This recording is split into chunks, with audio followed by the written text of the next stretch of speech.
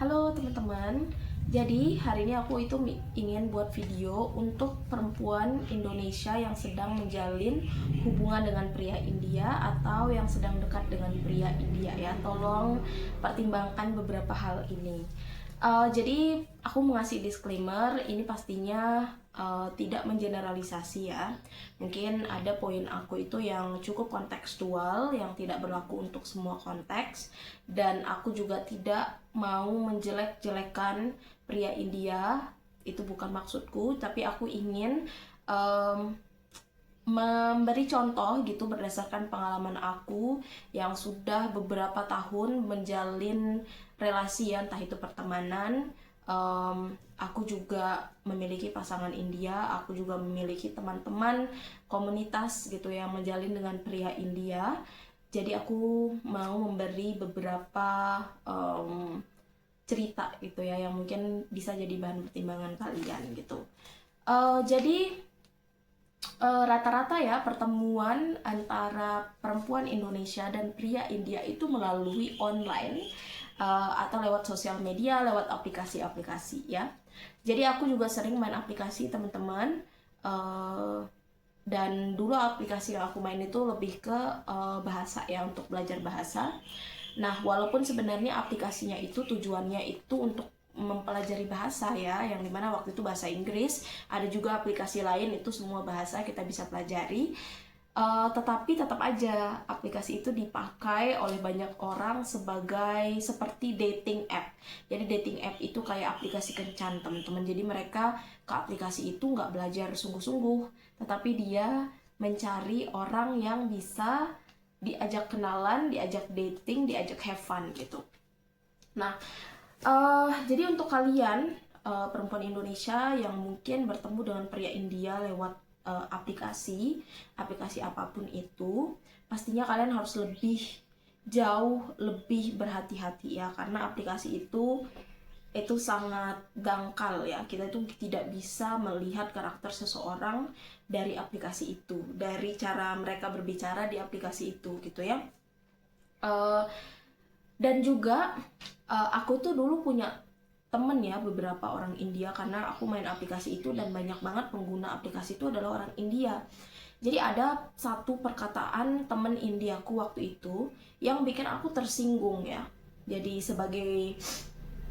sebagai wanita Indonesia, jadi dia bilang gini, kalau misalnya aku tidak mendapatkan perempuan, aku akan memacari wanita Indonesia. Aku bilang kenapa? Karena wanita Indonesia itu paling gampang didapetin. Yang dimana itu tentunya tidak benar ya, mengeneralisir gitu kan, itu menstereotype wanita Indonesia gitu. Nah, hal itu kenapa stereotype itu ada seperti itu, karena memang di aplikasi itu wanita Indonesia itu memang ramah teman-teman, terlalu friendly gitu ya, terlalu ramah, terus cepat akrab dan terlalu terbuka gitu ya. Apalagi kita dengan orang luar itu ada rasa excitement tersendiri gitu, kita kayak senang gitu ya punya teman luar gitu, rasanya ada rasa wah gitu ya, akhirnya kita bisa ngobrol nih sama orang luar pakai bahasa Inggris gitu ya. Nah, untuk orang luar, untuk terutama pria ya, melihat hal itu, mereka kadang mensalahartikan. Jadi mereka merasa wanita kita itu gampang banget untuk didekati. Dan berdasarkan yang aku observe ya teman-teman di aplikasi itu, memang cewek India itu cukup berbalik sifatnya teman-teman. Mereka itu tidak se-friendly kita, tidak seramah kita, dan tidak seterbuka kita gitu. Apalagi secara asli teman-teman, di lingkungan asli gitu ya. Di India itu emang karena adanya sistem perjodohan, jadi mayoritas orang India itu melakukan sistem perjodohan teman-teman ya, karena sistem sosialnya mereka memiliki sistem kasta gitu kan. Jadi sistem perjodohan itu sendiri sebenarnya dilakukan untuk menjaga puritas atau kemurnian dari kastanya, komunitasnya gitu, kekayaan gitu kan. Makanya perjodohan itu disebut seperti endogami ya. Jadi endogami itu yaitu menjaga kemurnian dari suatu komunitas itu. Jadi biasanya orang India itu mereka dijodohkan sesama kasta, sesama komunitas, sesama status sosial gitu kan. Nah jadinya karena adanya struktur sosial seperti itu, orang India ini agak sulit gitu. Kayak kita di Indonesia kan kita biasanya jarang ya dijodohkan, kayak hampir tidak ada gitu di lingkungan aku yang dijodohkan. Biasanya itu kita dari kita udah masa puber gitu, kita udah mulai pacaran gitu kan, terus banyak dari kita memilih pasangan sendiri gitu, dan orang tua terbuka aja membiarkan anaknya memilih pasangannya sendiri gitu. Sedangkan di India itu nggak gitu, makanya interaksinya itu cukup berbeda, dinamika interaksi di India itu berbeda teman-teman. Jarang ada yang tidak seperti kita gitu, jarang ada yang, bahkan banyak banget pria India gitu teman-temanku, kayak jarang ada yang pacaran, jarang punya teman cewek dekat, tidak pernah ngajak cewek ke rumahnya, mempertemukan perempuan itu dengan orang tuanya, kalaupun pacaran itu diam-diam. Nah begitu juga dengan wanita di India, karena mereka itu dijaga banget sama orang tuanya, apalagi kalau mereka udah dipastikan untuk memiliki perjodohan gitu ya. Jadi orang tuanya itu sangat ketat gitu, kamu nggak boleh ngobrol sama cowok sembarangan gitu. Ada juga teman-teman kasus di beberapa daerah tertentu, mereka dari kecil udah dijodohin, teman-teman, kamu nanti nikah sama ini, setelah kamu lulus kuliah kamu bakalan nikah segala macam gitu. Jadi dijaga. Nah itulah yang membuat mereka itu lebih tertutup sama orang lain gitu ya, sama pria, orang asing gitu, sama stranger.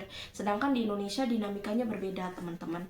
Oleh karena itu kita harus tetap berhati-hati, karena banyak banget pria India ini mendekati kita hanya untuk kayak nyoba-nyoba teman-teman, have fun, mengeksplorasi. Kayak mungkin di negara dia nggak pernah ngerasain hal itu ya, ngerasain pacaran, ngerasain diperhatiin sama wanita gitu ya, ngerasa ada yang suka gitu kan. Jadi dia deketin wanita Indonesia untuk mendapatkan perasaan-perasaan tersebut, walaupun pada akhirnya dia nanti akan dijodohkan ngikutin pilihan orang tuanya.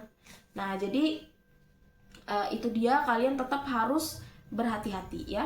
Sedikit lagi tentang sistem perjodohan ya teman-teman. Jadi banyak banget di India pun ya, aku tuh dulu punya banyak teman India juga yang bercerita ke aku, yang perempuan juga, misalnya dia pacaran lama nih dengan pria India ini ya, si pria India ini pacaran sama dia, ujung-ujungnya dia nikah sama yang lain teman-teman, karena dia nggak bisa membantah permintaan orang tuanya. Apalagi sistem kasta di India tuh kan cukup kuat ya, apalagi kalau dia berasal dari kasta yang tinggi gitu ya, terus ceweknya dari kasta lebih bawah atau beda agama gitu, beda komunitas, itu orang tuanya akan lebih sulit menerima, dan pria juga akan sulit menolak permintaan pria, karena kalau mereka menolak itu impactnya bukan ke diri mereka doang teman-teman, nanti kalau dia punya adik, dia punya kakak, terus nanti keluarga-keluarga yang lain, orang tuanya akan dijauhi oleh komunitas mereka. Jadi mereka juga akan mendapatkan impactnya, bukan hanya si pria ini. Makanya mereka itu agak sulit menolak perlakuan dari orang tuanya, apalagi kalau misalnya orang tuanya berada gitu ya, nanti dia nggak dapat harta warisan. Apalagi kalau dia masih bergantung dengan orang tuanya, ngikut bisnis orang tua, atau dia masih mahasiswa pelajar, itu dia sangat bergantung dengan orang tua, jadi tidak memiliki keberanian gitu, tidak memiliki keberanian untuk membuat keputusan sendiri, karena dia juga tidak punya finansial yang stabil teman-teman. Nah selanjutnya itu kalian harus mempertimbangkan di bagian budaya teman-teman. Ini sebenarnya tergantung lagi ya dari keluarga pasangan itu, makanya kalian tuh harus lihat dulu benar-benar background pasangan gimana, budayanya gimana, prinsip pasangan itu gimana. Karena banyak banget juga dari orang India itu yang masih menjaga budaya mereka sangat kental gitu ya, dan mereka tidak bisa menerima budaya luar. Jadi kalau kalian misalnya dari negara berbeda, otomatis perbedaan latar belakang dan budaya itu sangat kontras. Nah belum tentu keluarga si pasangan itu akan menerima dengan baik, belum tentu mereka bisa mentolerir budaya yang kita bawa. Banyak juga dari mereka itu mengharapkan atau menekan kita untuk mengikuti budaya mereka 100% gitu, mengikuti apa yang mereka lakukan, dan mereka tidak mau mentolerir sedikit pun budaya dari kita. Itu banyak kejadian. Jadi kalian harus lihat baik-baik gimana nih keluarga pasangan. Kalian coba ngobrol sama mereka. Kalau kalian punya finansial yang baik, kalian bisa datangi keluarga mereka, coba tinggal dengan mereka gimana keluarga pasangan itu. Karena ada juga teman-teman, aku dengar banyak kisah ya, misalnya nih keluarganya itu sebenarnya berada, teman-teman. Mereka bisa aja gitu memiliki asisten rumah tangga misalnya ya, untuk membantu pekerjaan.